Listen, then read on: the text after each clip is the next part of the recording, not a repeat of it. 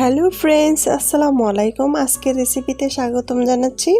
আজকে খুব মজাদার একটি কেকের রেসিপি নিয়ে চলে আসলাম। প্রথম থেকে শেষ পর্যন্ত ভিডিওটা দেখবেন। প্রথমে আমি এখানে 2টি ডিম নিয়েছি, তারপরে চিনি নিলাম আধা কাপের মতো।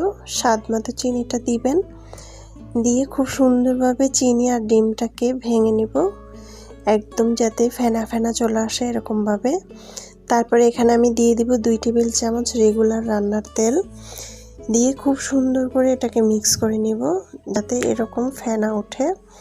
তারপরে আমি এখানে দিয়ে দিব একটি চালনির ভিতরে আধা কাপ ময়দা, আর দিয়ে দিব বেকিং পাউডার 1/2 টেবিল চামচ।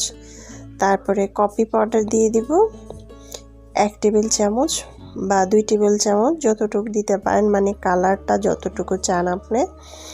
আমি এখানে 1.5 টেবিল চামচের মতো দিয়েছি। তারপর খুব সুন্দরভাবে ছেঁকে নিলাম। তারপর এখানে ভ্যানিলা এসেন্স দিয়ে দিলাম 1 টেবিল চামচ, দিয়ে খুব সুন্দর করে একটি গোলা তৈরি করে নেব। অনবরত নেড়ে চেড়ে খুব সুন্দরভাবে এটাকে মিক্স করে নিব যাতে দানা দানা না থাকে। আমরা কিন্তু এখন বাচ্চাদেরকে টিফিনে তৈরি করে দিতে পারি, যেহেতু এটা আমরা কিন্তু এরকম কেক, কিন্তু ছোট ছোট কেক, কাপ কেকগুলো কিন্তু আমরা কিনে বাচ্চাদেরকে দিই, তা আমরা বাসায় কিন্তু এটা তৈরি করে দিতে পারি। তা আমি এরকম একটি নিয়েছি। এটা কিন্তু কিনতে পাওয়া যায় বাজারে বা দোকানে।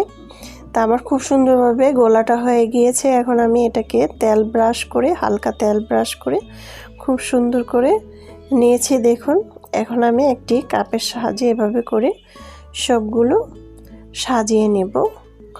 খুবই মজাদার একটি কেকের রেসিপি। আমরা কিন্তু এটা বাচ্চাদের টিফিনে অথবা আমরা বিকেলবেলা এটা তৈরি করে দিতে পারি স্ন্যাক্স হিসাবে, বা সকালে নাস্তাও করতে পারবো এটা দিয়ে। তা আমার কিন্তু সবগুলো দেওয়া হয়ে গিয়েছে খুব সুন্দরভাবে। এটা কিন্তু আমরা চুলায় তৈরি করতে পারবো, বেশি সময়ও লাগে না, 10 থেকে 15 মিনিটের মধ্যে কিন্তু এটা খুব সুন্দরভাবে হয়ে যায়।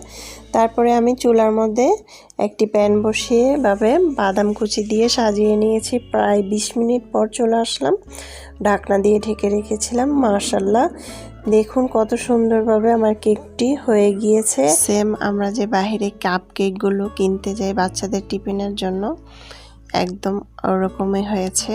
আমার কাছে মনে হলো বাসার কেকটা সবথেকে বেশি মজার হয়েছে।